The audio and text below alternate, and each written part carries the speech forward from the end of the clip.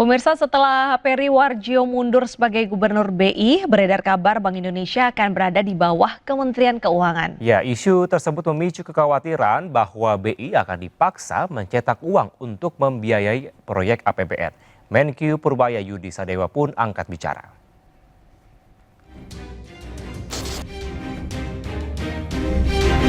Siapa pucuk pimpinan Bank Indonesia pasca mundurnya Peri Warjio sebagai Gubernur Bank Indonesia masih tanda tanya. Sejumlah nama ramai disebut, salah satunya Menteri Keuangan Purbaya Yudi Sadewa. Isu santer lainnya yaitu soal status Bank Indonesia yang akan berada di bawah Kementerian Keuangan. Namun Purbaya menilai kabar tersebut masih terlalu dini dan beresiko bagi stabilitas ekonomi saat ini. Jadi terlalu dini kalau kita kemungkinan besar. Jadi gini, ketika keadaan seperti ini kurang baik merubah sistem yang ada ya. Jadi karena perbaikin kinerjanya kita semua itu. Kita lebih dekat dengan BI, PJK, LPS dan keuangan supaya kebijakannya lebih sinergis gitu aja. Itu yang dikejar mungkin. Sejarah mencatat status Bank Indonesia pernah setara kementerian di masa Orde Baru. Namun pada era reformasi, BI menjadi lembaga independen fokus bertugas menjaga stabilitas nilai tukar rupiah. Sesuai undang-undang, BI bebas dari campur tangan pemerintah. Jika BI dibawa Kemenke, sejumlah pihak khawatir BI akan dipaksa mencetak uang untuk pembiayaan APBN. Dan pada ujungnya, nilai rupiah ambruk, inflasi melambung, dan Indonesia kehilangan kepercayaan investor. Tim Liputan iNews melaporkan. Pemirsa, beberapa mal bikin pagar 3 meter memicu spekulasi soal ancaman aksi massa di Jakarta bulan Agustus ini. Mencegah kecemasan soal keamanan Jakarta, Polda Metro Jaya membentuk tim preventive strike dan menangkap penyebar hoax. Gara-gara beberapa mal di Jakarta dan Bekasi membangun pagar besi setinggi 3 meter, publik pun bertanya-tanya soal situasi keamanan kota Jakarta. Spekulasi pun bermunculan termasuk di media sosial. Salah satunya soal ancaman aksi massa besar-besaran menjelang perayaan HUT RI ke-81 Agustus ini. Tak ingin spekulasi berkembang menjadi kecemasan, Gubernur DKI Jakarta Pramono Anung meminta pengelola mal membongkar pagar besi. Langkah ini dilakukan agar publik percaya kota Jakarta tetap baik-baik saja. Tak cuma Pemprov yang langsung gerak cepat, Polda Metro Jaya juga membentuk tim preventive strike atau pencegah serangan untuk memastikan keamanan ibu kota.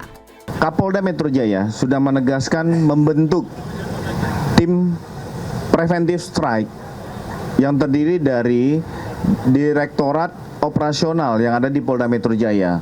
Jadi sudah melakukan mitigasi awal. Apabila ada kelompok-kelompok yang mencoba membuat kerusuhan, membuat situasi tidak nyaman dan aman di wilayah hukum Polda Metro Jaya, termasuk wilayah-wilayah penyangga, akan dilakukan tindakan tepat, tegas, dan terukur. Tak hanya membentuk tim khusus, patroli cyber Polda Metro Jaya juga menangkap seorang perempuan asal Ciamis, Jawa Barat yang menyebarkan konten hoax di TikTok soal demonstrasi besar di DPR di bulan Agustus ini. Pelaku juga mengajak 33.000 followersnya untuk mengikuti aksi massa. Polda Metro Jaya meminta masyarakat tetap tenang dan tidak termakan isu atau hoax soal kerusuhan aksi massa. Kepolisian memastikan terus melakukan patroli skala kecil hingga besar di Jakarta dan seluruh wilayah penyangga jelang perayaan HUT RI ke-81. Tim Liputan iNews melaporkan. Viral di media sosial, YouTuber Big Mo mempromosikan sebuah produk liquid vape ke anak-anak saat live streaming. Ya, Kementerian Komunikasi dan Digital turun tangan dan langsung memanggil YouTube. Ada di sini liquid nomor 1 liquid nomor 1 Big Mo, seorang YouTuber yang terkenal aktif melakukan live streaming di akun YouTube-nya, kembali menyita perhatian publik setelah mempromosikan sebuah produk liquid vape kepada anak-anak saat live streaming. Dalam video ini, Big Mo bersama rekannya meminta kepada sejumlah anak-anak untuk mengucapkan ad-libs terkait produk liquid vape yang bekerjasama dengan dirinya. Komdigi pun turun tangan dan memanggil platform YouTube untuk meminta penjelasan terkait hal ini.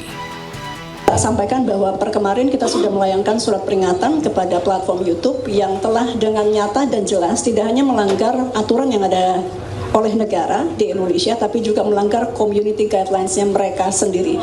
Jadi kita akan lihat dalam 3 hari, esok atau lusa, akan dipanggil. Kita juga sudah keluarkan surat pemanggilan untuk mendengar jawaban dari platform.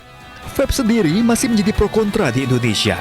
Pemerintah pun berencana untuk melarang peredarannya. Langkah ini diambil setelah maraknya pengguna vape untuk mengedarkan narkoba. Tim Liputan iNews melaporkan. Kita beralih ke informasi selanjutnya, pemirsa. Mantan Menteri Pendidikan, Kebudayaan, Riset dan Teknologi Nadiem Makarim hari ini menjalani sidang perdana banding perkara pengadaan Chromebook. Ya, sidang digelar di Pengadilan Tinggi Jakarta. Tentang permintaan dari advokat saudara, penasihat hukum saudara tentang memori banding dari pihak Nadiem mengkritisi berbagai pertimbangan hakim yang dilontarkan dalam putusan kasus Chromebook yang menyeret mantan menteri tersebut. Salah satu pertimbangan hakim yang dipermasalahkan yakni terkait pemberian surat kuasa atas pengurusan saham Nadiem di PT Akap dan PT Gojek Indonesia kepada pihak lain. Oleh Pengadilan Tinggi dan dapat juga mengajukan permintaan terhadap tapi tentu ada beberapa kejanggalan juga ya dengan jaksa penuntut umum saya. Saya salah satu kasus di mana ketua daripada JPU-nya yang memimpin itu adalah penyidik, bukan penuntut. Jadi itu juga suatu kejanggalan yang aneh. Kenapa penyidiknya yang masuk di sidang dan menjadi jaksa penuntut? Dan saya dengar mereka sudah dua penyidik tersebut sudah tidak lagi di dalam sidang banding ini. Saya tidak mengerti kenapa. Jadi mereka sepertinya tidak akan hadir di sidang banding IBAM maupun saya gitu. Jadi ini suatu hal yang sangat janggal, tapi mungkin ini bagian daripada transformasi internal kejaksaan untuk memastikan tim yang menangani kasus-kasus korupsi ini punya integritas yang lebih baik. Mungkin itu ya. Pak Ari mungkin mau menambahkan, Pak, silakan Pak. Ya, pemirsa, Selena Yahya akan melaporkan situasi terkini langsung dari sidang perdana banding terdakwa kasus korupsi pengadaan Chromebook Nadiem Makarim. Ya, Selena, bisa dijelaskan secara lengkap agenda sidang yang dihadapi Nadiem Makarim hari ini? Ya, selamat siang Kevin, Deta, dan juga pemirsa. Untuk agenda sidang pada hari ini memang adalah persidangan perdana dari pembacaan banding yang diajukan oleh Nadiem Makarim dan juga berserta tim kuasa hukumnya. Diketahui tadi di pukul 9.30 memang Nadiem Makarim hadir di Pengadilan Tinggi Jakarta bersama dengan tim kuasa hukumnya dan juga sekaligus bersama istri tercintanya dan kerabat-kerabat terdekatnya.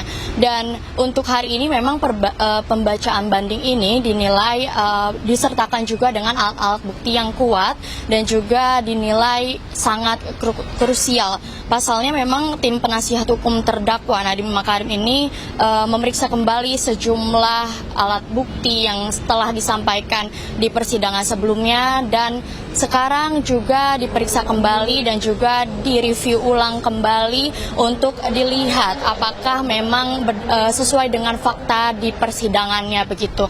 Dan tadi Nadiem Makarim juga sempat menyebutkan bahwa untuk hari ini Nadiem Makarim dan juga tim kuasa hukum merasa optimis akan adanya harapan untuk dapat diringankan dan juga dapat berjalan dengan sesuai yang diinginkan.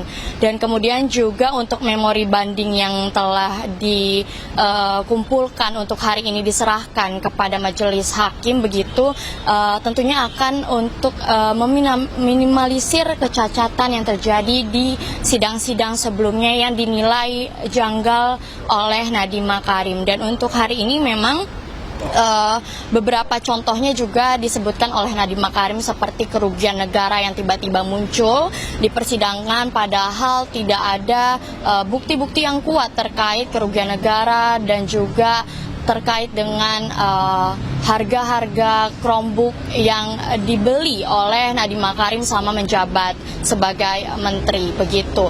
Sementara itu Kevin. Baik, terima kasih Selena Yahya atas laporan Anda langsung dari Pengadilan Tinggi DKI Jakarta. Selamat kembali bertugas.